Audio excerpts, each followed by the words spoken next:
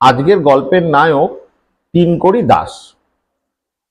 চুর মাতাল, রাত্রিবেলা বাড়ি ফিরছে, স্কুটিটাকে নিয়ে টলমল অবস্থায় রাস্তার মোড়ে ধরেছে সিপাহীজি। বলল যে নেশা করে গাড়ি চালানো বেআইনি জানো না? তিনকড়ি দাস স্বীকার করতে রাজি নয় যে সে নেশা করেছে। সে বলছে, হুজুর আমি এক ফোঁটা মদ খাইনি। দেখবেন এই যে সামনের বাড়িটা দেখছেন, এইটা আমার বাড়ি, তিনকড়ি দাস। নেম প্লেট পড়ে দেখুন। সিপাহীজি নেম প্লেটের দিকে দেখলো, তারপর পাশের লেটার বক্স থেকে চিঠি বার করে তিনকড়ি দাস দেখালো যে দেখুন, এগুলো সব কটার উপরে তিনকড়ি দাস লেখা, আমারই লেটার বক্স। পরিষ্কার বুঝতে পারলেন?